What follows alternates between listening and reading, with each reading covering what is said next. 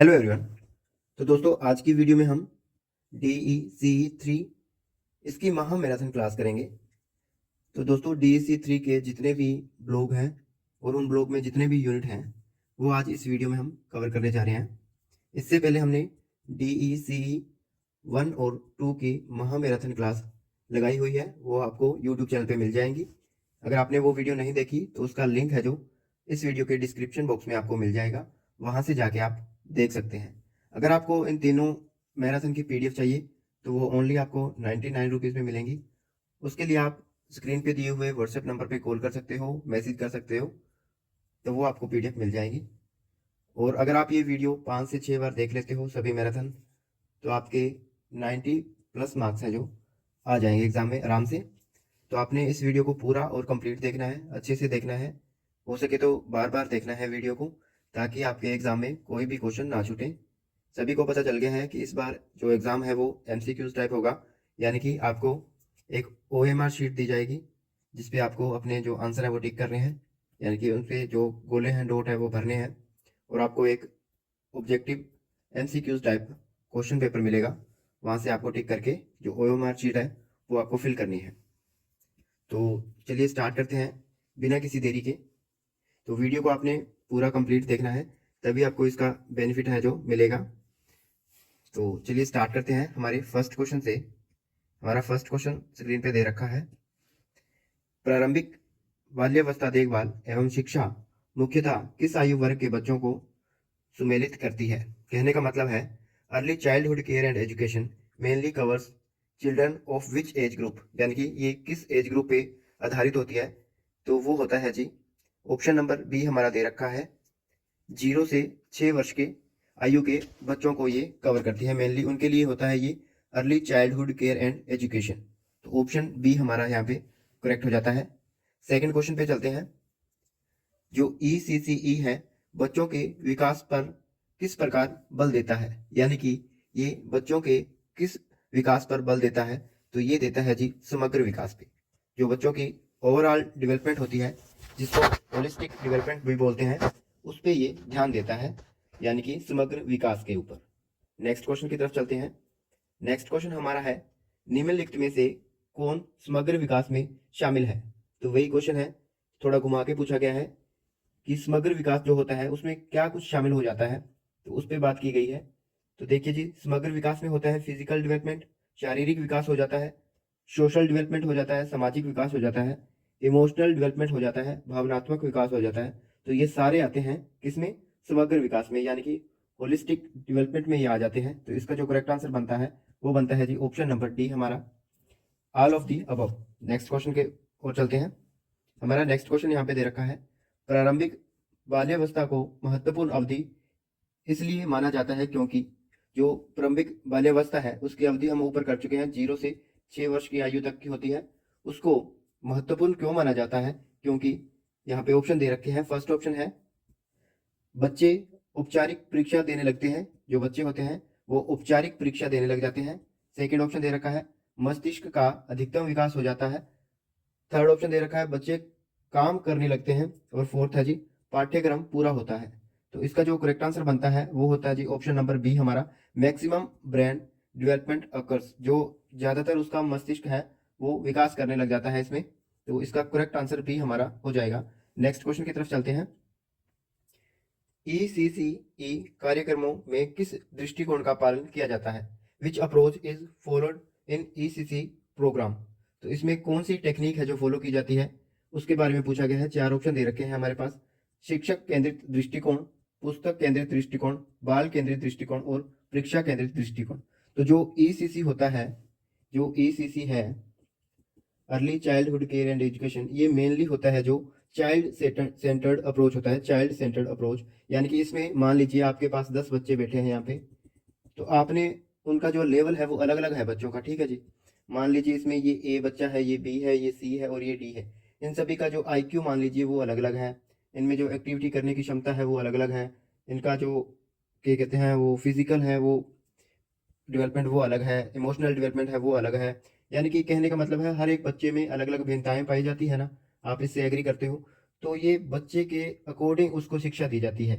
ये नहीं कि कोई मुझे सिलेबस दे रखा है तो मैंने वो सभी को उसी अकॉर्डिंग पढ़ा दिया, या फिर कोई गेम दे रखी है तो मैंने वो सभी उसी के अकॉर्डिंग करवा दी। तो इसमें चाइल्ड सेंटर्ड का मतलब यह है कि बच्चे को देखा जाता है कि उसकी कैपेसिटी कितनी है, वो कौन सी गेम खेल पाएगा या कौन सी एक्टिविटी वो अच्छे से कर पाएगा, उसका माइंड है वो कितना डेवलप हुआ है, सारा कुछ देख के उसके ऊपर ये आधारित होता है। इसलिए इसको बोलते हैं चाइल्ड सेंटर्ड, यानी कि बच्चे को बीच में रख के उसको देखा जाता है। उसके चाइल्ड सेंटर्ड का मतलब यही होता है कि उसको उसकी देख रेख में उसके सारे इर्द गिर्द देख के फिर उसको सारा समझाया जाता है। इसको बोलते हैं जी चाइल्ड सेंटर्ड। नेक्स्ट क्वेश्चन की तरफ चलते हैं। नेक्स्ट क्वेश्चन यहाँ पे दे रखा है, प्रारंभिक बाल्य विकास में कौन सा कारक महत्वपूर्ण भूमिका निभाता है? तो चार ऑप्शन दे रखे हैं। फर्स्ट है वंशानुक्रम और वातावरण, सेकंड है जी केवल टेलीविजन, थर्ड है मोबाइल फोन, और फोर्थ है गृह कार्य का दबाव। क्वेश्चन में क्या पूछा गया है, which factor play an important role in early childhood development.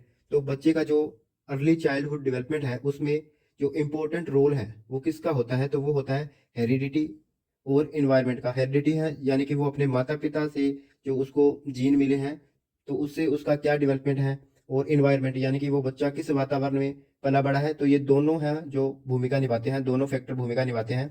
मान लीजिए कोई गांव का बच्चा है और कोई शहर का बच्चा है तो उनमें दिन रात का फर्क होता है। इसी तरह अगर किसी बच्चे के माँ बाप हैं, वो बच्चे पढ़े लिखे हैं या फिर उनका आईक्यू अच्छा है, और कुछ हैं जिनका आईक्यू अच्छा नहीं है, तो उनमें बच्चे का फर्क वो हो जाता है। ये नहीं कह रहा अभी मैक्सिमम होता है, कई बार होता है जो जिनके माँ बाप नहीं भी पढ़े होते उन बच्चों का भी आईक्यू लेवल काफ़ी हाई होता है। तो ये मोस्टली माना जाता है कि इनके ऊपर ये जो प्रभाव डालता है, एक तो है हेरिडिटी और दूसरा है वातावरण, यानी कि वातावरण का भी प्रभाव डलता है।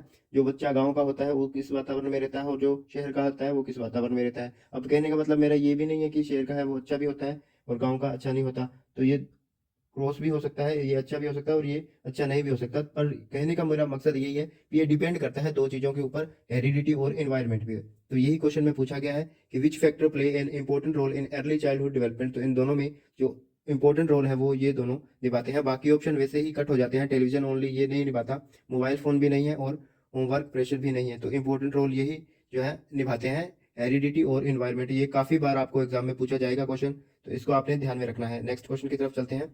नेक्स्ट क्वेश्चन हमारा दे रखा है, प्रारंभिक बाल्यावस्था में सीखना कैसा होना चाहिए। तो ये पूछा गया है सीखना कैसा होना चाहिए। चार ऑप्शन दे रखे हैं। फर्स्ट है फियर बेस्ड, यानी कि भय आधारित, किसी को बच्चे को डरा के पढ़ाना।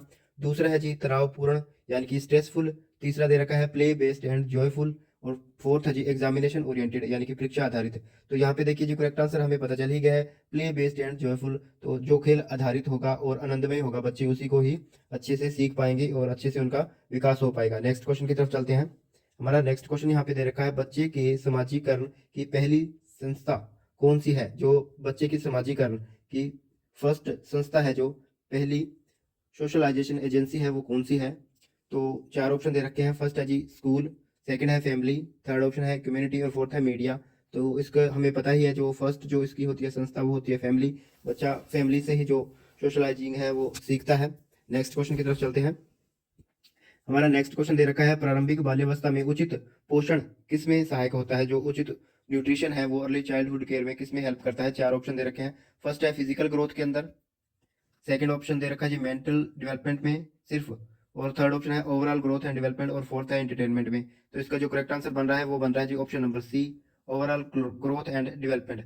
जो प्रॉपर न्यूट्रिशन होता है वो किसमें हेल्प करता है, वो ओवरऑल में हेल्प करता है, ग्रोथ में और डेवलपमेंट में। नेक्स्ट क्वेश्चन की तरफ चलते हैं।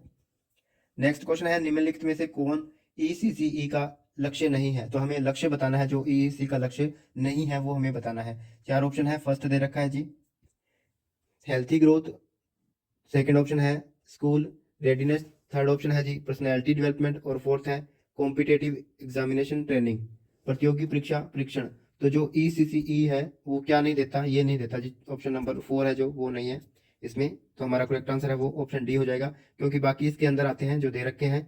जो हेल्थी ग्रोथ है, स्कूल रेडीनेस है और पर्सनैलिटी डेवलपमेंट है, सारे किसके अंदर आ जाते हैं जी, ईसीसीई के अंदर आ जाते हैं।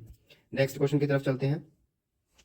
हमारा नेक्स्ट क्वेश्चन दे रखा है, जो प्रारंभिक सीखने के अनुभव कैसे होने चाहिए, जो अर्ली लर्निंग एक्सपीरियंस है वो कैसे होने चाहिए, वो पूछ रखे हैं। तो दे रखे हैं इसमें। फर्स्ट है रिजिड एंड फिक्स्ड, कठोर और निश्चित होने चाहिए। सेकंड ऑप्शन दे रखे हैं मीनिंगफुल एंड रेलिवेंट, जो अर्थपूर्ण और प्रासंगिक होने चाहिए। थर्ड ऑप्शन है पनिशमेंट ओरिएंटेड, दंड आधारित होने चाहिए। और फोर्थ दे रखा है जी यांत्रिक होने चाहिए। तो इसका जो करेक्ट आंसर बनता है वो है अर्थपूरक और रेलिवेंट होने चाहिए। तो जो हम उनको बच्चे को जो एक्सपीरियंस करवा रहे हैं, कोई गेम करवा रहे हैं, कोई एक्टिविटी करवा रहे हैं, तो उनका कोई क्या कुछ ना कुछ क्या होना चाहिए, अर्थ होना चाहिए और जो रेलिवेंट होने चाहिए किसी के साथ। तो यही इसका जो करेक्ट आंसर बनता है ऑप्शन नंबर बी है जो हमारा इसका करेक्ट आंसर बनता है। नेक्स्ट क्वेश्चन की तरफ चलते हैं। नेक्स्ट क्वेश्चन दे रखा है कौन सा अधिकार बच्चों को प्रारंभिक शिक्षा तक पहुंच सुनिश्चित करता है। Which right ensure access to early education for children.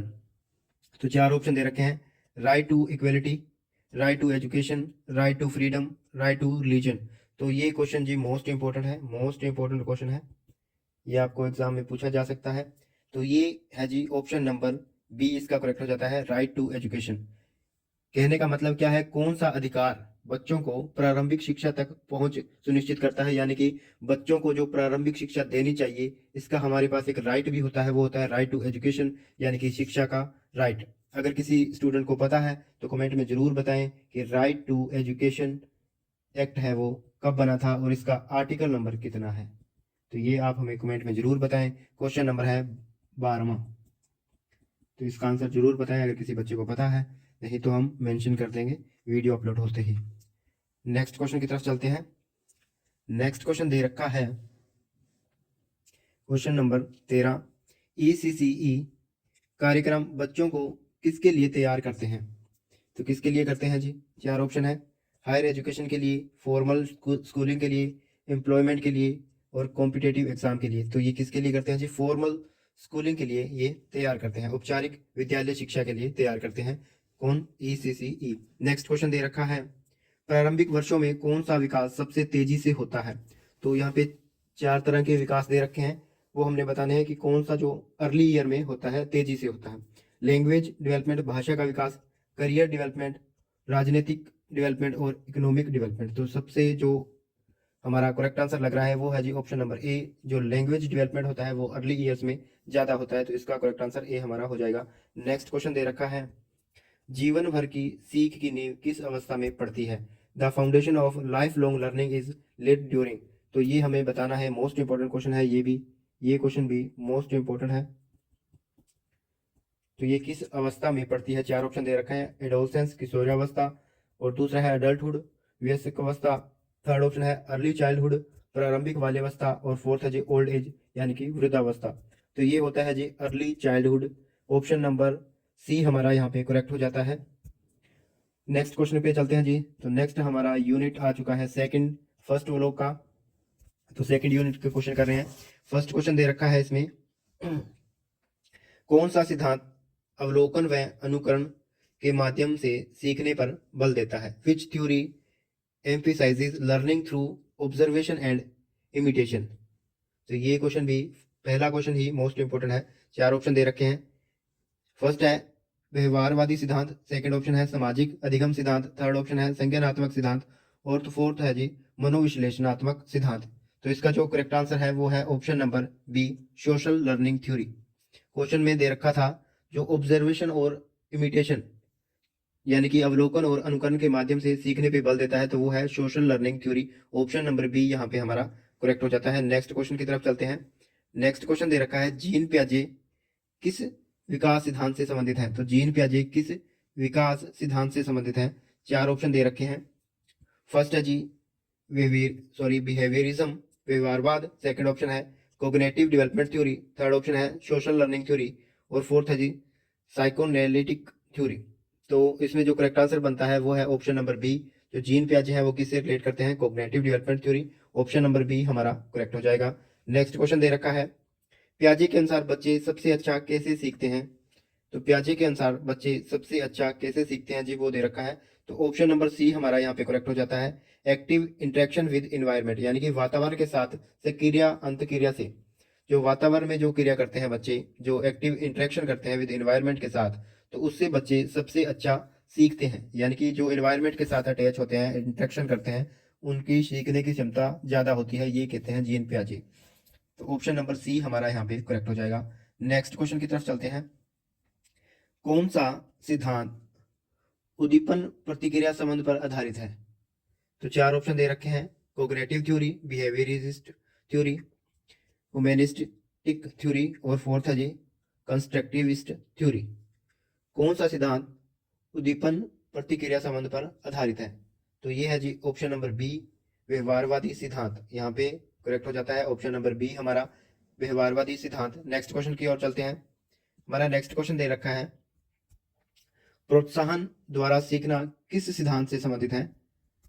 चार ऑप्शन दे रखे हैं। फर्स्ट है व्यवहारवादी सिद्धांत, सेकंड ऑप्शन है संज्ञानात्मक सिद्धांत, थर्ड ऑप्शन है जी परिपक्वता सिद्धांत और फोर्थ है गेस्ट्रॉल्ट सिद्धांत। तो इसका जो करेक्ट आंसर बनता है वो है behaviourist theory, option number A हमारा यहाँ पे करेक्ट हो जाएगा। प्रोत्साहन द्वारा सीखना किस सिद्धांत से संबंधित है? तो वो व्यवहारवादी सिद्धांत से संबंधित है। नेक्स्ट क्वेश्चन दे रखा है, लेव वाइगोस्की ने किसकी भूमिका पर जोर दिया था? जो वाइगोस्की थे उन्होंने किसकी भूमिका पर जोर दिया था? तो चार ऑप्शन यहाँ पे दिए हुए हैं। फर्स्ट है जी हेरिडिटी, सेकंड ऑप्शन है सोशल इंटरेक्शन, थर्ड ऑप्शन है जी पनिशमेंट और फोर्थ है बायोलॉजिकल फैक्टर ओनली। तो जो वाइगोस्की थे उन्होंने किस पे ध्यान दिया था? सोशल इंटरेक्शन पर, यानी कि सामाजिक अंतक्रिया पर उन्होंने ज्यादा ध्यान दिया था। तो ऑप्शन नंबर बी हमारा यहाँ पे करेक्ट हो जाएगा। नेक्स्ट क्वेश्चन है, मोस्ट इंपोर्टेंट क्वेश्चन है जी, जो अभी क्वेश्चन आया है। ये क्वेश्चन क्या कह रहा है, जो निकटवर्ती विकास क्षेत्र है की अवधारणा किसने दी थी? ZPD यानी कि जोन ऑफ प्रोमोक्सी डेवलपमेंट, जो zone of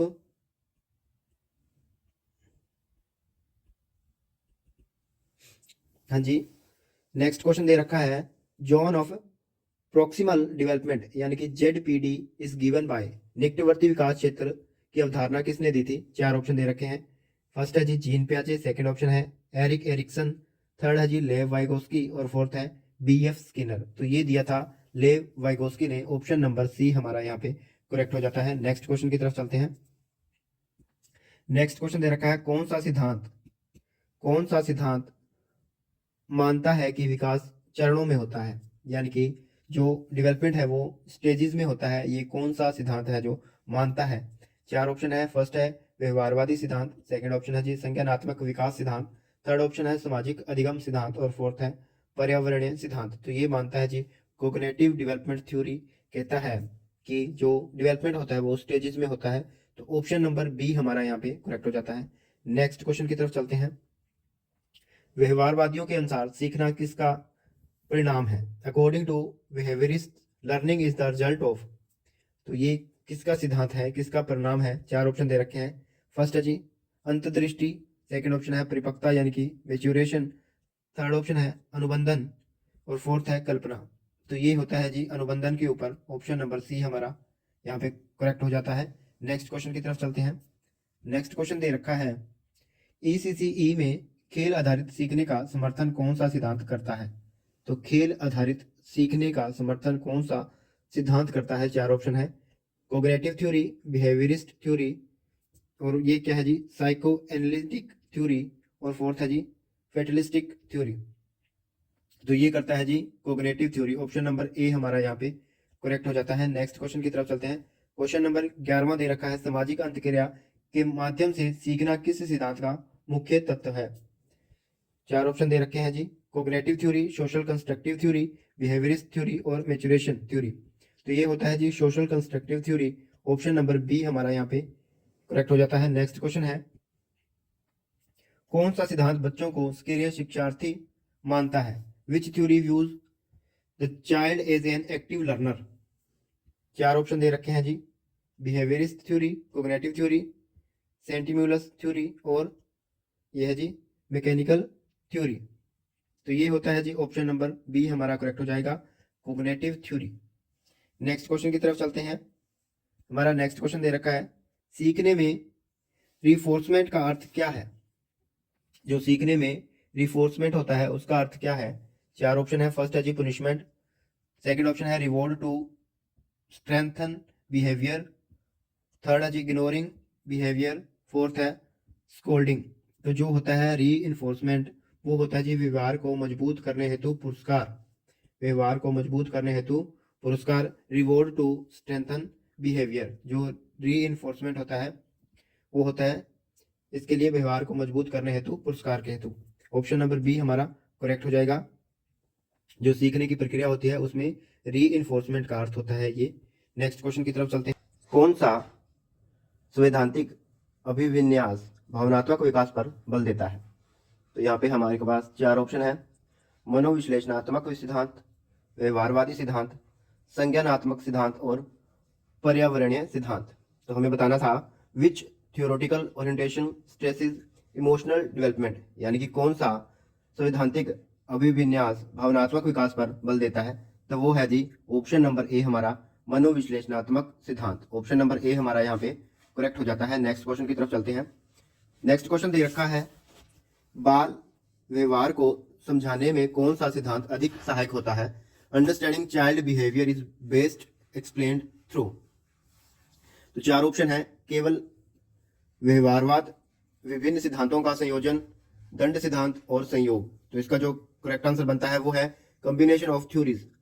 combination of theories, विभिन्न सिद्धांतों का संयोजन। ऑप्शन नंबर बी हमारा यहाँ पे करेक्ट हो जाता है। नेक्स्ट क्वेश्चन की तरफ चलते हैं। तो यहाँ पे नेक्स्ट हमारा DC3 का ब्लॉग 1 का यूनिट 3 आ चुका है। तो इसके क्वेश्चन हम करेंगे। इसमें दिया है बच्चों के लिए कार्यकर्ता संगठन और संस्थाएं, इनके ऊपर ये टॉपिक है।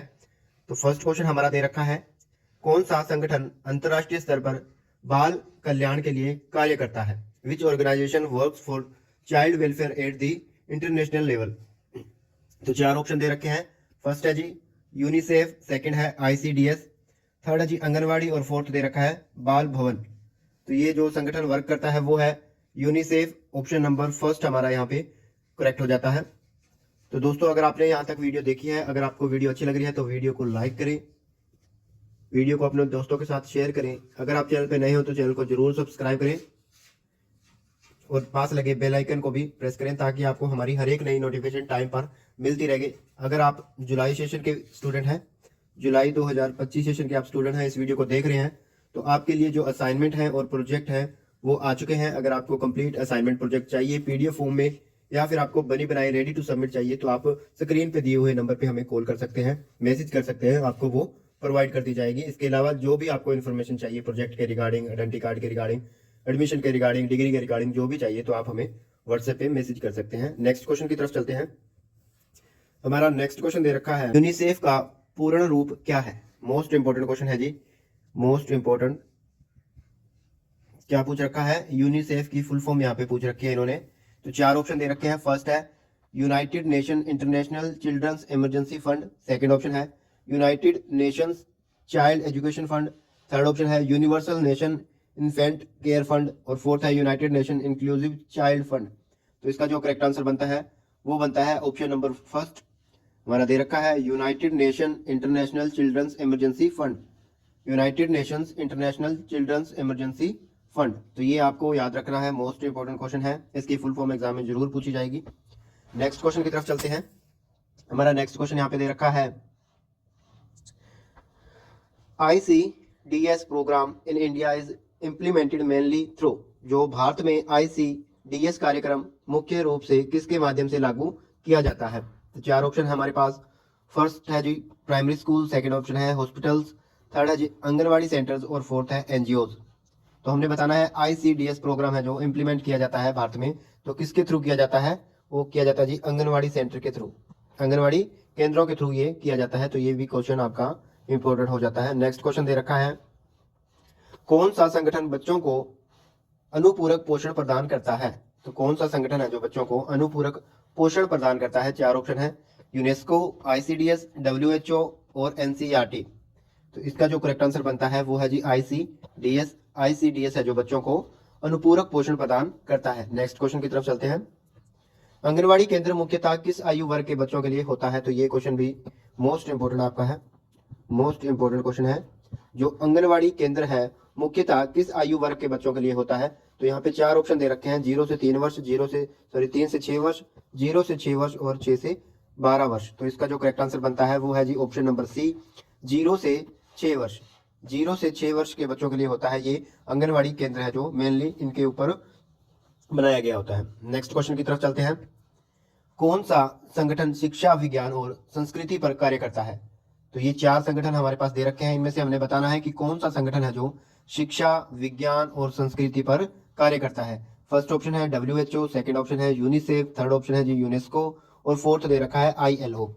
तो इन पे जो ये कार्य करता है वो है जी यूनेस्को। ऑप्शन नंबर सी यहाँ पे हमारा करेक्ट हो जाएगा, यूनेस्को। नेक्स्ट क्वेश्चन की तरफ चलते हैं। नेक्स्ट क्वेश्चन दे रखा है बाल भवन मुख्य रूप से किसके लिए होता है। तो ये क्वेश्चन भी मोस्ट इंपोर्टेंट क्वेश्चन बन जाता है जी। मोस्ट इंपोर्टेंट क्वेश्चन है बाल भवन मुख्य रूप से किसके लिए होता है। चार ऑप्शन दे रखे हैं, फॉर्मल एजुकेशन के लिए, क्रिएटिव एंड रिएक्शनल एक्टिविटीज के लिए, मेडिकल ट्रीटमेंट के लिए या फिर वोकेशनल ट्रेनिंग के लिए।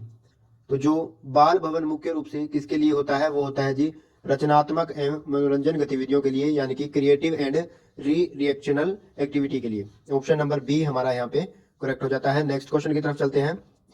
निम्नलिखित में से कौन सा गैर सरकारी संगठन है। तो इनमें से जो नीचे एनजीओ दे रखा है इनमें से हमें नॉन गवर्नमेंटल जो संस्था है वो बतानी है। चार ऑप्शन है, फर्स्ट दे रखा है जी ICDS, सेकंड ऑप्शन है यूनिसेफ, थर्ड है NCERT और फोर्थ है सेव द चिल्ड्रन। तो ये हमने कभी नहीं पढ़ा, तो ऑप्शन नंबर डी है जो सेव द चिल्ड्रन, यही हमारा करेक्ट आंसर हो जाएगा, option number D. Next MCQ दे रखा है WHO is mainly concern with. जो WHO है मुख्य रूप से किससे संबंधित है। तो ये भी क्वेश्चन आपका इंपॉर्टेंट हो जाता है जी। WHO है वो मेनली किससे संबंधित है। चार ऑप्शन दे रखे हैं, फर्स्ट दे रखा है एजुकेशन, सेकंड ऑप्शन दे रखा है जी चाइल्ड राइट्स, थर्ड ऑप्शन है हेल्थ और फोर्थ है एम्प्लॉयमेंट। तो जो WHO होता है वर्ल्ड हेल्थ ऑर्गेनाइजेशन, तो ये किसके लिए होता है जी, हेल्थ के लिए होता है। ऑप्शन नंबर सी हमारा यहाँ पे करेक्ट हो जाएगा, हेल्थ। नेक्स्ट क्वेश्चन की तरफ चलते हैं। कौन सा संगठन बाल श्रम से संबंधित मुद्दों पर कार्य करता है। Which organisation works for child labour issue. तो ये क्वेश्चन भी आप मोस्ट इंपोर्टेंट में डाल लो। जो चाइल्ड लेबर पे वर्क करता है वो कौन सा संगठन यहाँ पे है। तो फर्स्ट दे रखा है ILO, अंतर्राष्ट्रीय श्रम संगठन, सेकंड ऑप्शन है यूनेस्को, थर्ड ऑप्शन है WHO और फोर्थ है जी UNPD। तो इसका जो करेक्ट आंसर बनता है वो है ILO, अंतर्राष्ट्रीय श्रम संगठन। तो ये मोस्ट इंपोर्टेंट क्वेश्चन बन जाता है जी। नेक्स्ट क्वेश्चन की तरफ चलते हैं। नेक्स्ट यहाँ पे दे रखा है बाल केंद्रित संगठनों का मुख्य उद्देश्य क्या है। जो चाइल्ड फोकस्ड ऑर्गेनाइजेशन होती है, जो चाइल्ड फोकस्ड ऑर्गेनाइजेशन होती है, बाल केंद्रित संगठन होते हैं, उनका मुख्य उद्देश्य क्या होता है वो हमसे पूछा गया है। तो फर्स्ट दे रखा है प्रॉफिट मेकिंग, लाभ कमाना, सेकंड है जी overall development of children, third option है पॉलिटिकल एक्टिविटीज और फोर्थ है अडल्ट एजुकेशन। तो जो बाल केंद्रित संगठन होता है हमारा, उसका मेनली उद्देश्य यही होता है कि बच्चों का जो समग्र विकास किया जाए, ओवरऑल डेवलपमेंट है जो बच्चों की वो उसके थ्रू की जाए। तो ऑप्शन नंबर बी हमारा यहाँ पे करेक्ट हो जाता है। नेक्स्ट क्वेश्चन की तरफ चलते हैं। कौन सा संगठन समुदाय स्तर पर बाल विकास के लिए कार्य करता है। Which organisation works at the community level for child development. तो ये भी इंपॉर्टेंट क्वेश्चन है। चार ऑप्शन दे रखे हैं, फर्स्ट है जी आंगनवाड़ी, सेकंड है यूनिसेफ, थर्ड है WHO और फोर्थ है यूनेस्को। तो ये आपको ऑप्शन से ही पता चल जाएगा। इसका जो करेक्ट आंसर बनेगा वो है जी आंगनवाड़ी, ऑप्शन नंबर ए हमारा यहाँ पे करेक्ट हो जाता है। नेक्स्ट क्वेश्चन की तरफ चलते हैं। बच्चों के लिए कार्यरत NGO मुख्यतः किस पे ध्यान देते हैं। जो बच्चों के लिए NGO चलाए जाते हैं वो किस पे ध्यान देते हैं। फर्स्ट दे रखा है जी child welfare and rights, second option है इंडस्ट्रियल ग्रोथ, थर्ड है जी डिफेंस सर्विस और फोर्थ दे रखा है अडल्ट एम्प्लॉयमेंट। तो NGO है जो मेनली ध्यान देते हैं बाल कल्याण और अधिकार पर। ऑप्शन नंबर ए हमारा यहाँ पे करेक्ट हो जाता है, option number A. Next question दे रखा है कौन सा संगठन बाल संरक्षण, जीवन और विकास को बढ़ावा देता है। तो which organisation promotes child survival, protection and development. तो ये कौन सा संगठन है। चार ऑप्शन है जी WHO, यूनिसेफ, ILO और UNPD। तो वो है जी यूनिसेफ। यूनिसेफ नाम में भी पता चल रहा है यूनिसेफ, तो सेफ है जो यही है जो बच्चों की संरक्षण, जीवन और विकास को बढ़ावा देता है। तो ऑप्शन नंबर बी हमारा यहाँ पे करेक्ट हो जाता है। क्वेश्चन नंबर 15 दे रखा है बाल संगठनों के बीच समन्वय किस में सहायक होता है। जो कोऑर्डिनेशन अमंग चाइल्ड ऑर्गेनाइजेशन है वो किसके लिए हेल्प करती है।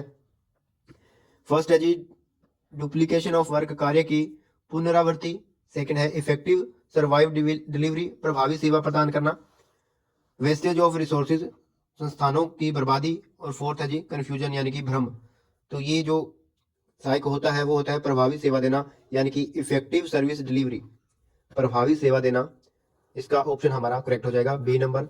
नेक्स्ट हम चलते हैं जी ब्लॉग सेकंड यहाँ पे स्टार्ट हो जाता है और उसका यूनिट फर्स्ट हम करने जा रहे हैं विशिष्ट बच्चों को समझना, जो स्पेशल चिल्ड्रन होते हैं उनको हम कैसे समझ सकते हैं, तो ये पूरा यूनिट इन्हीं पे डिपेंड करता है, इसी के ऊपर आधारित है। तो चलिए फर्स्ट क्वेश्चन करते हैं। फर्स्ट क्वेश्चन हमारा दे रखा है, विशिष्ट आवश्यकताओं वाले बच्चे वह होते हैं जो, तो children with special needs are those who, कौन होते हैं? चार ऑप्शन है। आर ऑलवेज सिक, जो हमेशा बीमार रहते हैं। Differ from normal children in development, विकास में सामान्य बच्चों से भिन्न होते हैं। बिलोंग टू पुअर फैमिली, गरीब परिवारों से होते हैं। Do not go to school, जो विद्यालय नहीं जाते। तो इसका जो करेक्ट आंसर बन रहा है हमारा, वो बन रहा है ऑप्शन नंबर बी, जो बाकी बच्चों से थोड़े अलग होते हैं, जिनका विकास थोड़ा अलग से होता है, विकास में सामान्य बच्चों से भिन्न होते हैं, उनको बोलते हैं जो स्पेशल नीड वाले बच्चे होते हैं, गॉड गिफ्टेड जिनको बोलते हैं, वो इसमें आ जाते हैं। नेक्स्ट क्वेश्चन की तरफ चलते हैं। सॉरी, नेक्स्ट क्वेश्चन यहाँ पे दे रखा है, विशिष्ट बच्चे शब्द का अर्थ ऐसे बच्चे हैं जो, तो देखिए जी ये वैसा ही क्वेश्चन है। फर्स्ट ऑप्शन दे रखा है, need special attention and care. Second option है, more intelligent, are more physical strong, learn faster than other. तो इसका जो करेक्ट आंसर बन रहा है वो है option number first, need special attention and care. विशेष देखभाल और ध्यान की आवश्यकता जिनको रहती है वो आ जाते हैं विशिष्ट कैटेगरी के अंदर। सॉरी, नेक्स्ट क्वेश्चन की तरफ चलते हैं। निम्नलिखित में से कौन सी विशिष्ट आवश्यकता का प्रकार है? तो हमें टाइप बतानी है, जो स्पेशल नीड की टाइप है वो कौन सी है। फर्स्ट है जी विजुअल इंप्रूवमेंट, दृष्टि दोष। सेकंड है हायरिंग इंप्रूवमेंट। थर्ड है मेंटल रिट्रेडेशन। और फोर्थ है जी ऑल ऑफ द अबव। यानी कि फर्स्ट दे रखा है दृष्टि दोष, सेकंड है श्वास दृष्टि दोष, श्रवण सुनने का, थर्ड है मंदबुद्धिता, और फोर्थ है उपयुक्त सभी। तो ये सारे जो टाइप दे रखे हैं इनमें वो सारे आ जाते हैं जी स्पेशल एजुकेशन में, स्पेशल जो आवश्यकता होती है स्पेशल नीड में आ जाते हैं। तो ऑप्शन नंबर डी है जो उपरोक्त सभी हमारा यहाँ पे करेक्ट हो जाता है। नेक्स्ट क्वेश्चन की तरफ चलते हैं। नेक्स्ट है, विशिष्ट बच्चों की शीघ्र पहचान इसलिए महत्वपूर्ण है क्योंकि, जो early identification of special children is important because, क्यों जरूरी होती है? फर्स्ट ऑप्शन है, शिक्षा में देरी होती है, शीघ्र हस्तक्षेप में सहायता मिलती है, विकलांगता बढ़ती है, बच्चों को अलग थलग कर देती है। तो इसका जो करेक्ट आंसर बनता है वो है, it helps in early intervention, यानी कि शीघ्र हस्तक्षेप में सहायता मिलती है। इसका ऑप्शन बी हमारा यहाँ पे करेक्ट हो जाता है। नेक्स्ट क्वेश्चन की तरफ चलते हैं। बच्चों में विशिष्ट आवश्यकताएं किस कारण से हो सकती है? जो स्पेशल नीड है इन चिल्ड्रन में अकर ड्यू टू, किस कारण से हो सकती है? अनुवांशिक कारण से हो सकती है, जेनेटिक कारण से हो सकती है, उनके माता पिता से हो सकती है, पर्यावरण कारण जो एनवायरमेंटल फैक्टर है उससे हो सकती है, या फिर डी है जो जन्म पूर्ण एवं जन्म पश्चात कारण, यानी कि प्रीनेटल एंड पोस्टनेटल फैक्टर से हो सकती है। ऑप्शन नंबर डी है उपरोक्त सभी। तो स्पेशल नीड इन चिल्ड्रन में occur due to, option number D हमारा यहाँ पे करेक्ट हो जाता है, इन सभी के कारण हो सकती है। यानी कि बच्चा जो जेनेटिक फैक्टर है अपने माता पिता से भी हो सकता है, उसको सुनने में, देखने में या चलने में, या फिर कोई भी दिक्कत आ सकती है। इन्वायरमेंटल से भी हो सकता है कि बच्चा खेल रहा है और वहां पे कोई एक्सीडेंट हो जाता है, कोई ऐसा हो जाता है तो उसके कारण भी हो सकता है। जन्म पूर्ण से भी हो सकती है और जन्म पश्चात से, ये दोनों बातें ऊपर जो ऑप्शन दे रखे हैं वही बन गई है। तो ऑप्शन नंबर डी हमारा यहाँ पे करेक्ट हो जाता है, तो इसके कारण ये हो सकती है। नेक्स्ट क्वेश्चन दे रखा है, विशिष्ट बच्चों के आंकलन में कौन सा पेशेवर सहायता करता है? जो which professional help in assuming special children. चार ऑप्शन दे रखे हैं। फर्स्ट है जी doctor and psychologist, second option है इंजीनियर, थर्ड है लॉयर, और फोर्थ है अकाउंटेंट। तो इसका जो करेक्ट आंसर बनेगा वो है जी डॉक्टर एंड साइकोलॉजिस्ट, जो मनोवैज्ञानिक होते हैं वो सहायता कर सकते हैं उनको आंकलन में, यानी कि उनका पता लगाने में। नेक्स्ट क्वेश्चन दे रखा है, children with special need require, जो विशिष्ट आवश्यकताओं वाले बच्चे होते हैं उनको आवश्यकता होती है, किसकी आवश्यकता होती है? दंड की, उपेक्षा की, स्वीकृति और सहयोग की, और अलगाव की। तो उनको जो आवश्यकता होती है बच्चों को वो होती है एक्सेप्टेंस एंड सपोर्ट की जो आवश्यकता होती है। ऑप्शन नंबर सी हमारा यहाँ पे करेक्ट हो जाता है। नेक्स्ट क्वेश्चन की तरफ चलते हैं। विशिष्ट बच्चों में व्यवहार करते समय कौन सी सिद्धांत अपनाया जाना चाहिए? Which principle should be followed while dealing with special children, जो स्पेशल बच्चों के साथ हम इंटरेक्ट करते हैं तो हमें कौन सा सिद्धांत जो लागू करना चाहिए? फर्स्ट है जी सिंपैथी, दया, सेकंड ऑप्शन है इक्वलिटी एंड रिस्पेक्ट, समानता और सम्मान, थर्ड है स्ट्रिक्ट डिसिप्लिन, कठोर अनुशासन, और फोर्थ है इग्नोरिंग इम्प्लीमेंटेशन, यानी कि सीमाओं की अनदेखी। तो हमें जो बरतना चाहिए सिद्धांत वो है जी इक्वलिटी एंड रिस्पेक्ट, यानी कि समानता और सम्मान हमें बरतना चाहिए जब हम विशेष बच्चों को पढ़ा रहे हैं। नेक्स्ट क्वेश्चन की तरफ चलते हैं। विशिष्ट बच्चे सामान्य बच्चों से मुख्यतः किस में भिन्न होते हैं? Special children differ from normal children mainly इन, तो किस में भिन्न होते हैं जी? सीखने की क्षमता में, विकास की गति में, शारीरिक या मानसिक कार्य क्षमता में, उपरोक्त सभी। तो ये सारे हो सकते हैं जी। तो ऑप्शन नंबर यहाँ पे डी हमारा करेक्ट हो जाता है, all of the above. Next question की तरफ चलते हैं। नेक्स्ट क्वेश्चन दे रखा है, विशिष्ट बच्चों की शिक्षा के लिए कौन सी दृष्टिकोण सर्वोत्तम है? तो कौन सी दृष्टिकोण है जी? कठोर दृष्टिकोण, बाल केंद्रित दृष्टिकोण, शिक्षा केंद्रित दृष्टिकोण, परीक्षा केंद्रित दृष्टिकोण। तो जो सबसे उचित है, सर्वोत्तम है, वो है चाइल्ड सेंटर्ड अप्रोच, यानी कि बच्चे का उसको केंद्र मान के बाल केंद्रित दृष्टिकोण है, जो उस बच्चे के अकॉर्डिंग ही उसको जो शिक्षा देनी चाहिए, कितना वो इसके लिए कैपेबल है। तो ऑप्शन नंबर बी हमारा यहाँ पे करेक्ट हो जाता है। नेक्स्ट क्वेश्चन की तरफ चलते हैं। नेक्स्ट क्वेश्चन है, समावेशी शिक्षा का अर्थ है। तो ये क्वेश्चन भी मोस्ट इंपोर्टेंट यहाँ पे है जी। समावेशी शिक्षा का क्या अर्थ है? 4 ऑप्शन दे रखे हैं। फर्स्ट ऑप्शन दे रखा है जी, teaching only normal children. Second है teaching special children separately, educating all children together, सभी बच्चों को साथ शिक्षा देना, और होम बेस्ड एजुकेशन ओनली, जो केवल घर आधारित शिक्षा देना। तो इसका जो करेक्ट आंसर है वो बनता है सभी बच्चों को साथ साथ शिक्षा देना, educating all children together. Option number C हमारा करेक्ट हो जाता है। क्वेश्चन पूछा था समावेशी शिक्षा का अर्थ क्या है? तो समावेशी शिक्षा का अर्थ है सभी बच्चों को साथ साथ शिक्षा देना। नेक्स्ट क्वेश्चन दे रखा है, कौन सा कारक विशिष्ट बच्चों के बेहतर विकास में सहायक होता है? तो कौन सा कारक है? सहायक वातावरण, नकारात्मक दृष्टिकोण, सामाजिक अस्वीकृति और सुविधाओं की कमी। तो इसका जो करेक्ट आंसर बनता है वो बनता है ऑप्शन नंबर ए, सपोर्टिव एनवायरनमेंट होता है। जो सहायक वातावरण है वो बेहतर विकास के लिए सहायता देता है। नेक्स्ट क्वेश्चन दे रखा है, विशिष्ट बच्चों के माता पिता को होना चाहिए, जो पेरेंट्स है of special children should be होना चाहिए। क्या होना चाहिए जी? फर्स्ट है अनअवेयर, सेकंड ऑप्शन है सपोर्टिव एंड इन्फॉर्म्ड, थर्ड है जी ओवर प्रोटेक्टिव ओनली, और फोर्थ है डिफरेंट यानी कि उदासीन। तो इसका जो करेक्ट आंसर है वो है option number B, supportive and informed, सहयोगी और जागरूक होना चाहिए। सॉरी। नेक्स्ट क्वेश्चन है, विशिष्ट आवश्यकताएं अस्थायी और या कैसी हो सकती है? जो स्पेशल नीड में भी टेम्परेरी और तो कैसी हो सकती है? परमानेंट, काल्पनिक, महत्वहीन और वैकल्पिक। तो इसका जो करेक्ट ऑप्शन बनता है वो है जी ऑप्शन नंबर ए हमारा, जो स्पेशल नीड में भी टेम्परेरी और परमानेंट दोनों तरह की हो सकती है। तो विशिष्ट आवश्यकता है जो स्थायी भी हो सकती है और अस्थायी भी हो सकती है। नेक्स्ट क्वेश्चन है हमारा, विशिष्ट बच्चों को समझाने में किस में सहायता मिलती है? Understanding special children help in, जो विशिष्ट बच्चों को समझने में किस में सहायता मिल सकती है? 4 ऑप्शन है, सेवाओं की उचित योजना, उनकी आवश्यकताओं की अनदेखी, समस्याएं बढ़ाने में, और बच्चों को लेबल करने में। तो इसका जो करेक्ट आंसर है वो है प्रॉपर प्लानिंग ऑफ सर्विसेज, यानी कि सेवाओं की उचित योजना बनाने से हमें जो विशिष्ट बच्चों को समझने में सहायता मिल सकती है। नेक्स्ट हमारा जी ब्लॉग 2 का यूनिट 2 आ चुका है, जिसमें विशिष्ट बच्चों के लिए सेवाएं दी गई हैं, उन पे हम चर्चा करते हैं। फर्स्ट क्वेश्चन है, विशिष्ट बच्चों के लिए सेवाएं किस उद्देश्य से प्रदान की जाती हैं? फर्स्ट है बच्चों को अलग थलग करना, सेकंड ऑप्शन है समग्र विकास एवं पुनर्विकास, थर्ड ऑप्शन है केवल शैक्षिक शिक्षा, और फोर्थ है जी दंड और नियंत्रण। हमने बताना था जो services for special children are aimed at, जो उद्देश्य से प्रदान की जाती है वो है जी ओवरऑल डेवलपमेंट एंड रिहेबिलिटेशन, जो समग्र विकास एवं पुनर्वास। तो इसके ऊपर ये डिपेंड होती है। नेक्स्ट क्वेश्चन की तरफ चलते हैं। शीघ्र हस्तक्षेप सेवाएं महत्वपूर्ण है क्योंकि वह जो early intervention services are important because they,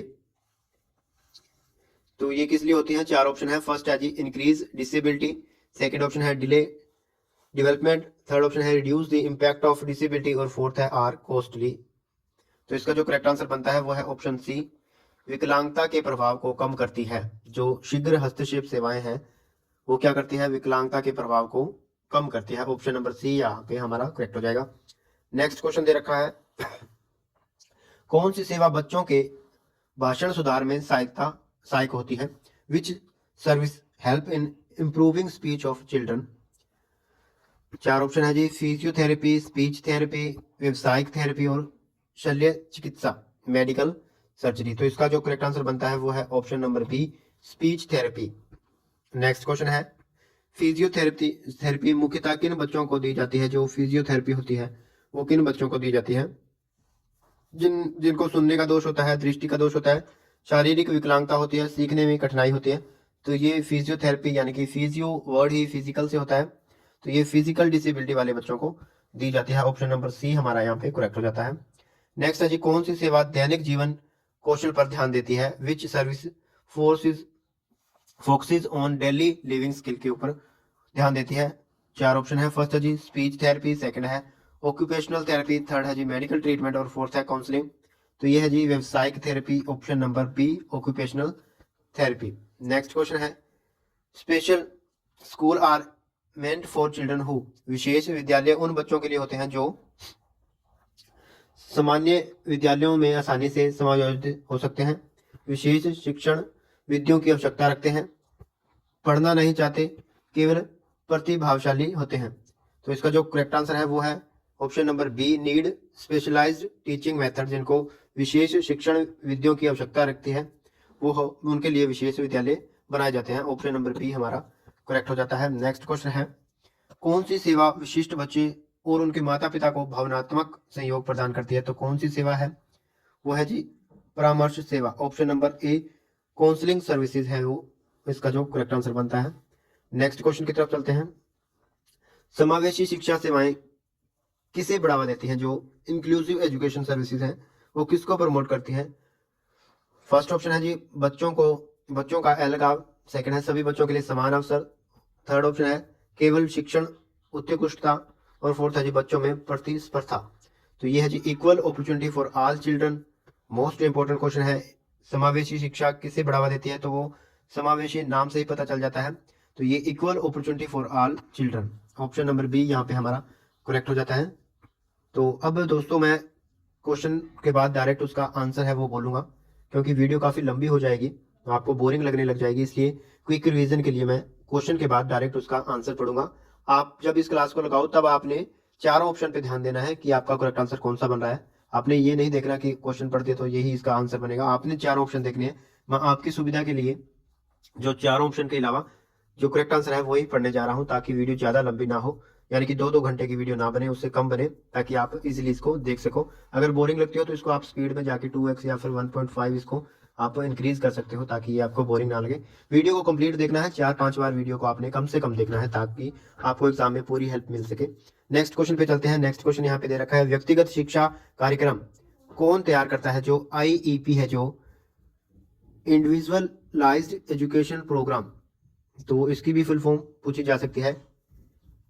individualised education programme जो होता है कौन तैयार करता है? तो ये तैयार करता है शिक्षक और विशेषज्ञ, टीचर एंड स्पेशलिस्ट जो होते हैं वो ये तैयार करते हैं।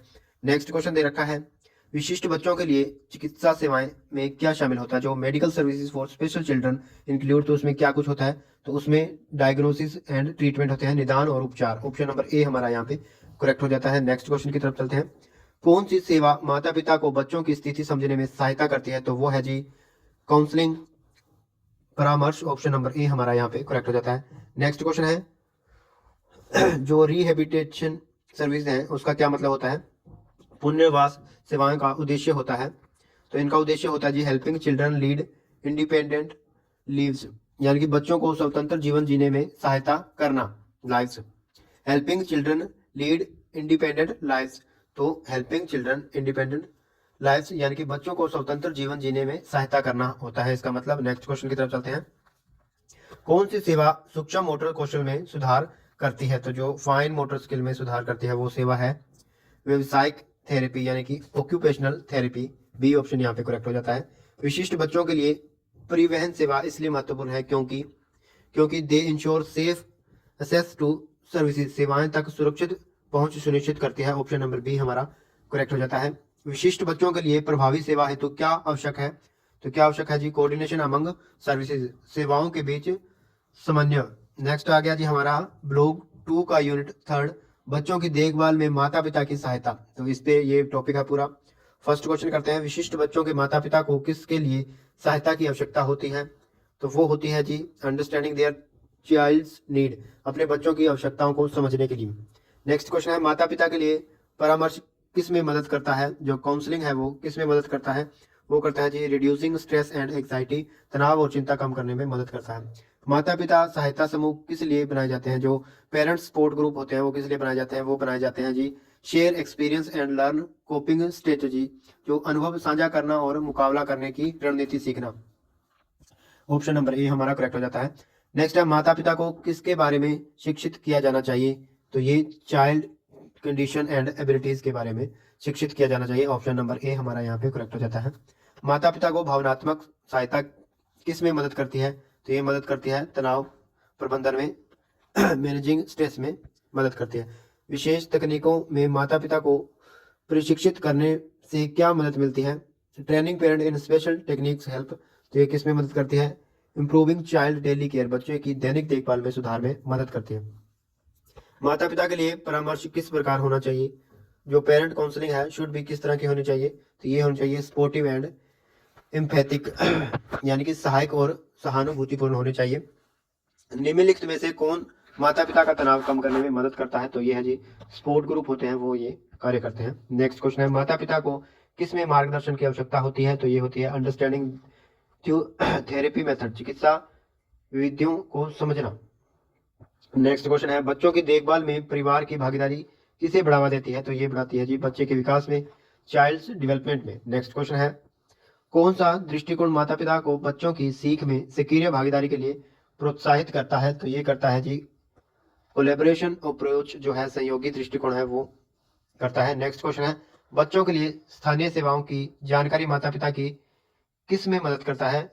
Information about local services for children help parents, तो ये किस में करता है जी उचित सहायता प्रदान करता है, प्राप्त करता है।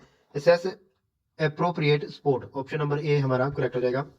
माता पिता शिक्षा कार्यक्रमों का उद्देश्य है जो parent education programme aim to, तो ये है जी माता पिता को बच्चों का समर्थन करने के लिए सशक्त बनाता है। ऑप्शन नंबर ए हमारा करेक्ट हो जाएगा। माता पिता के लिए मुकाबला करने की रणनीतियों में शामिल है, तो ये है जी उपरोक्त सभी सहयोग, सहायता लेना, बच्चों के बारे में सीखना, तनाव प्रबंधन तकनीकों के बारे में।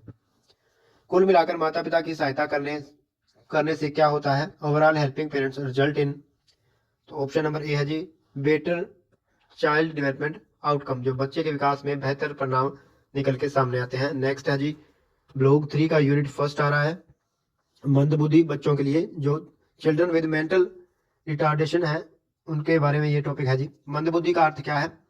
तो मंदबुद्धि का अर्थ है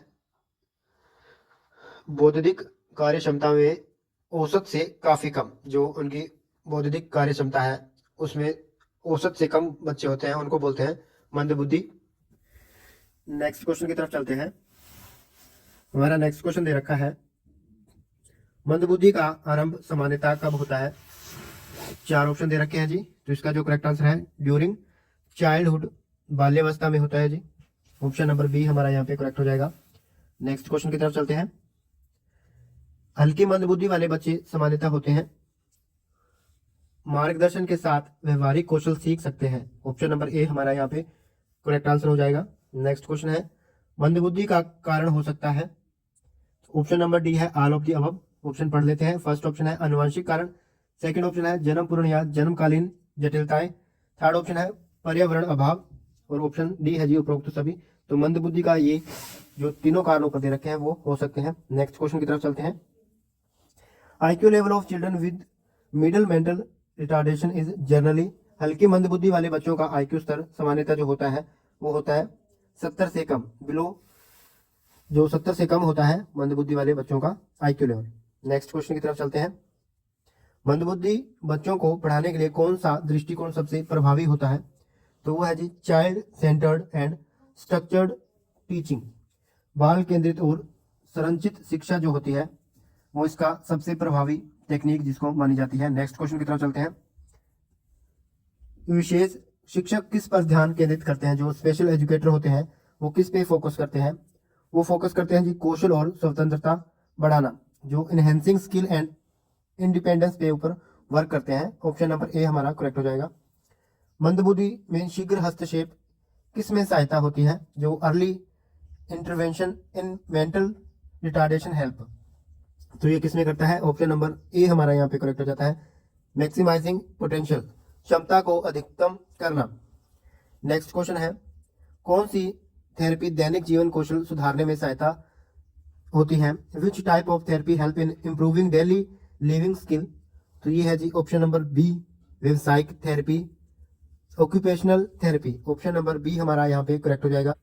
नेक्स्ट क्वेश्चन की तरफ चलते हैं। नेक्स्ट क्वेश्चन दे रखा है, गंभीर मंदबुद्धि वाले बच्चों को आवश्यकता होती है, तो इनको आवश्यकता होती है नियंत्रण, निगरानी और देखभाल की। ऑप्शन नंबर ए हमारा यहाँ पे करेक्ट हो जाएगा। नेक्स्ट क्वेश्चन की तरफ चलते हैं, माता पिता की भागीदारी किसके लिए महत्वपूर्ण है? ऑप्शन नंबर ए है जी सपोर्टिंग चिल्ड्रंस डेवलपमेंट, बच्चों के विकास का समर्थन में जो उनकी भागीदारी है वो महत्वपूर्ण है। नेक्स्ट क्वेश्चन है, मंदबुद्धि बच्चों में सीखना कैसा होना चाहिए? तो ये होना चाहिए जी step by step and repetitive, यानी कि चरण दर चरण होना चाहिए और पुनरावर्ती पूर्ण होना चाहिए, यानी कि रिपीट होना चाहिए। ऑप्शन नंबर ए हमारा यहाँ पे करेक्ट हो जाएगा। कौन से बच्चों के लिए समानता विद्यालयों में समेकन संभव है?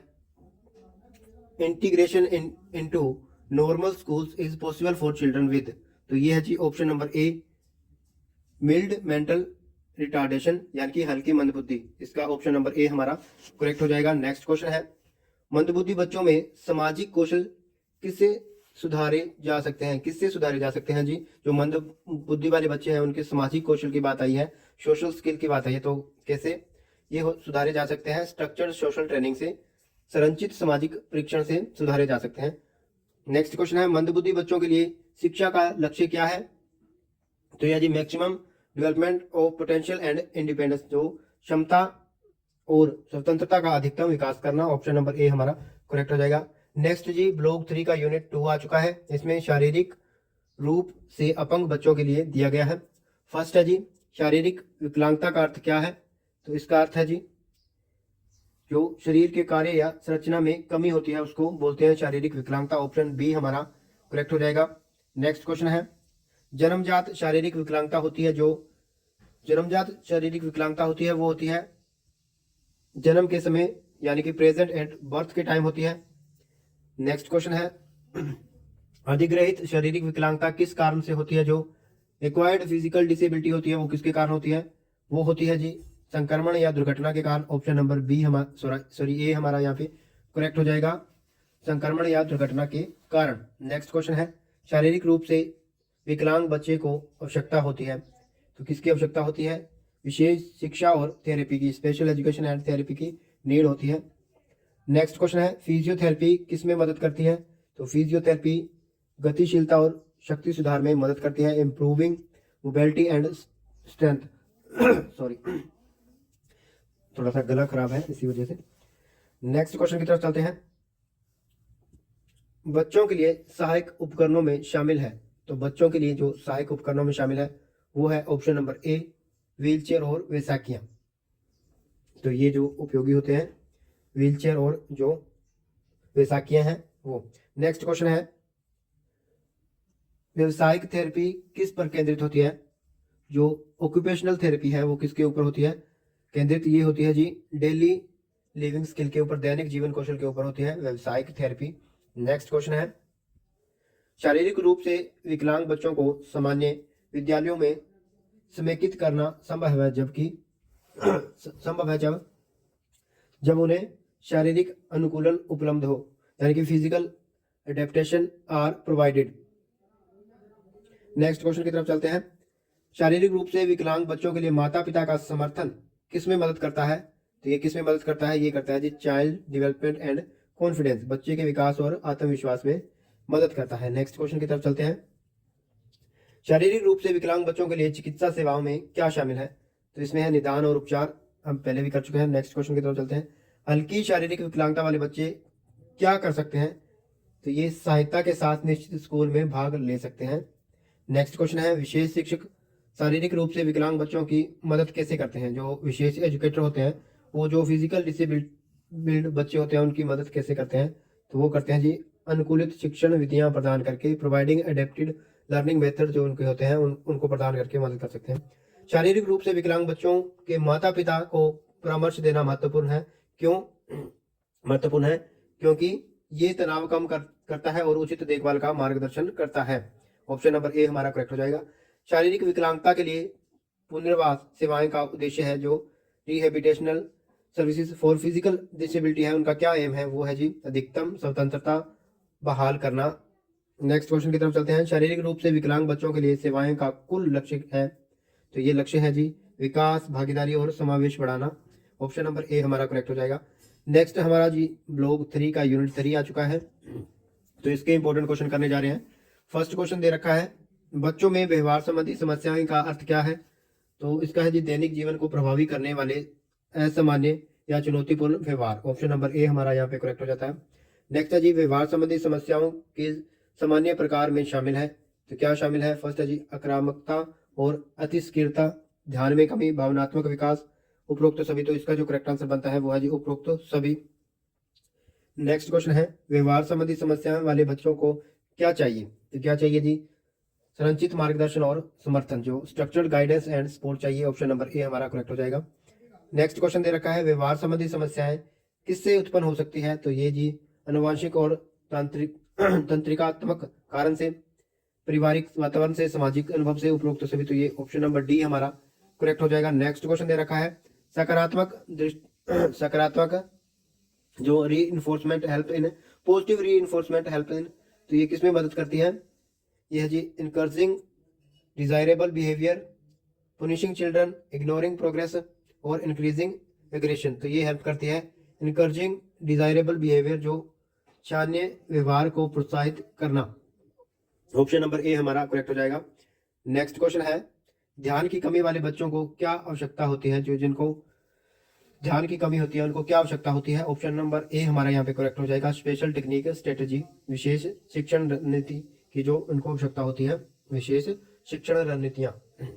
नेक्स्ट क्वेश्चन है, व्यवहार संबंधी समस्याओं वाले बच्चों के लिए परामर्श का उद्देश्य है, तो इसका उद्देश्य है जी भावनाओं और सामाजिक कौशल को प्रबंधित करने में मदद करना, helping them manage emotional and social skills. Option number A हमारा यहाँ पे करेक्ट हो जाएगा। माता पिता की भागीदारी महत्वपूर्ण है, क्योंकि ये घर पर सकारात्मक व्यवहार को दृढ़ करता है, यानी कि it reinforce positive behaviour at home.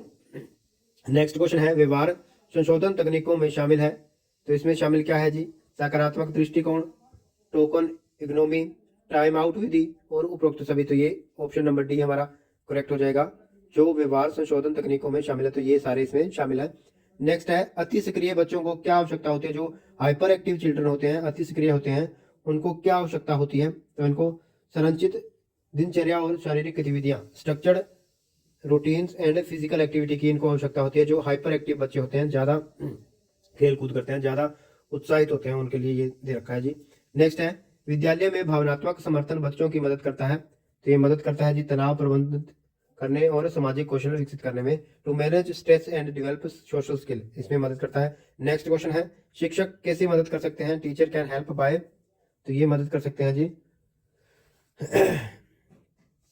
Implementing consistent rules and routine, जो सुसंगत नियम और दिनचर्या लागू करके इसमें मदद कर सकते हैं। नेक्स्ट क्वेश्चन है, साथियों के साथ बातचीत बच्चों को कैसे लाभ पहुंचाती है, जो पीयर इंटरेक्शन होती है, पीयर यहाँ पे साथियों को बोला गया है, पीयर इंटरेक्शन यानी कि बच्चे जो होते हैं, उनके जो साथी बच्चे हैं, उनके साथ बातचीत से उनको क्या लाभ होता है, तो इसमें दे रखा है option first, developing social and communication skill, जो उनकी बातचीत की होती है, जो कौशल होता है, सामाजिक और संचार कौशल विकसित होता है इसका पीयर इंटरेक्शन से। नेक्स्ट है, घर और स्कूल में सुसंगत मार्गदर्शन क्या सुनिश्चित करता है, consistent guidance at home and school ensure, तो ये क्या इंश्योर करता है जी, ऑप्शन ए हमारा करेक्ट है। बेटर बिहेवियर एंड जो मैनेजमेंट होता है, बेहतर व्यवहार संबंध है, वो सुनिश्चित करता है। ऑप्शन नंबर ए हमारा करेक्ट हो जाएगा।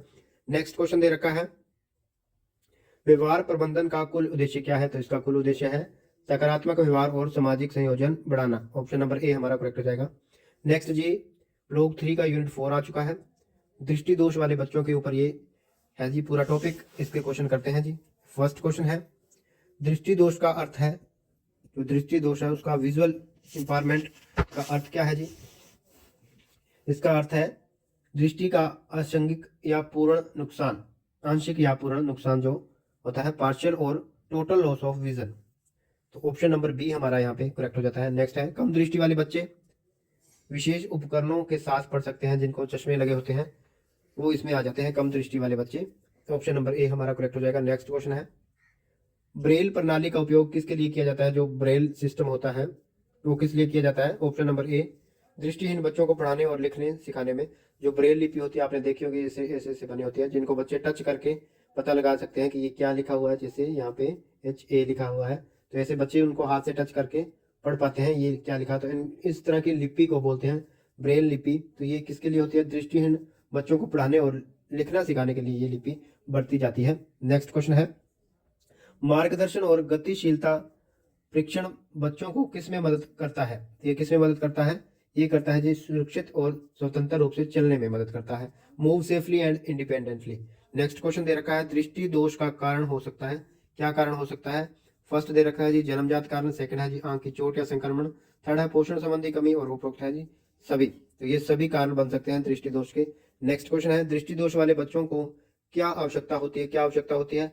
तो यह जी विशेष शिक्षा और अनुकूलित तकनीक, जो special education and adapting technique की जो आवश्यकता होती है। ऑप्शन नंबर ए हमारे यहाँ पे करेक्ट हो जाता है। नेक्स्ट क्वेश्चन है, दृष्टि दोष वाले बच्चों के लिए माता पिता के मार्गदर्शन किस में मदद करता है? तो ये मदद करता है जी सीखने और दैनिक जीवन की कौशल को बढ़ाने में। ऑप्शन नंबर ए हमारा यहाँ पे करेक्ट हो जाएगा। नेक्स्ट क्वेश्चन है, जो स्पर्शात्मक शिक्षण सामग्री में शामिल है, जो इसमें क्या शामिल है जी? ब्रेल पुस्तकें, उठाऊ हुए मानचित्र, स्पर्श के लिए वस्तुएं और उपरोक्त सभी। तो जो मैंने बताया था स्पर्शात्मक सामग्री इन्होंने बोली है, तो ब्रेल पुस्तकें जिनमें डॉट वगैरह होती हैं, जिनसे हाथ से पता चल जाता है। राइज्ड मानचित्र, जो उठे हुए मानचित्र होते हैं, जैसे इस तरह के बने हुए हैं, तो इनको टच करके बच्चा पता लगा सकता है।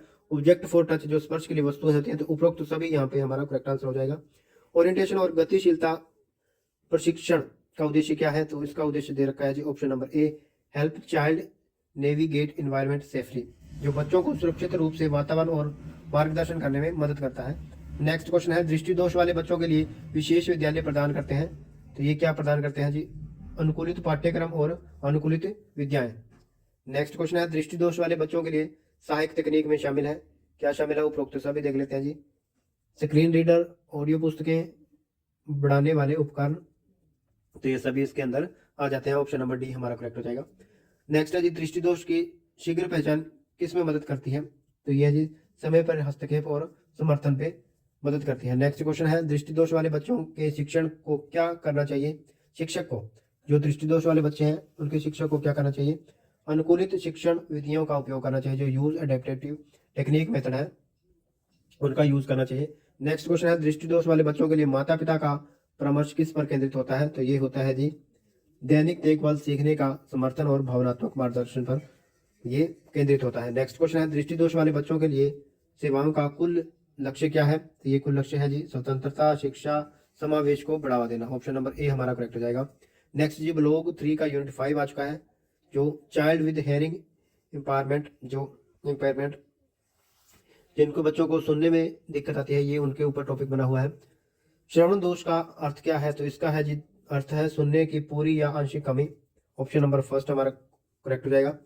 हल्के श्रवण दोष वाले बच्चों को बच्चे क्या कर सकते हैं? तो क्या कर सकते हैं जी? जो हल्के श्रवण दोष है जिन बच्चों को, वो कर सकते हैं श्रवण उपकरण और भाषण चिकित्सा से लाभ उठा सकते हैं। नेक्स्ट क्वेश्चन है, श्रवण दोष के कारणों में शामिल है। यह जी आंशिक अनुवांशिक कारण, संक्रमण या चोट, पर्यावरण कारण और उपरोक्त सभी। तो ये सभी आ सकते हैं इसके अंदर। नेक्स्ट है जी श्रवण हानि का शीघ्र पहचान किस में मदद करती है? तो किस में मदद करती है? समय पर हस्तक्षेप और बेहतर संचार कौशल में मदद करती है। नेक्स्ट क्वेश्चन है, श्रवण उपकरण किसके लिए उपयोग किए जाते हैं? तो किसके लिए किए जाते हैं जी? बेहतर सुनने के लिए, ध्वनि बढ़ाने के लिए। नेक्स्ट है, भाषण चिकित्सा श्रवण दोष वाले बच्चे की किस में मदद करते हैं? तो ये मदद करते हैं जी संचार और भाषा कौशल विकसित करने में। नेक्स्ट है जी साइन लैंग्वेज क्या है? ये मोस्ट इंपोर्टेंट है। साइन लैंग्वेज क्या है?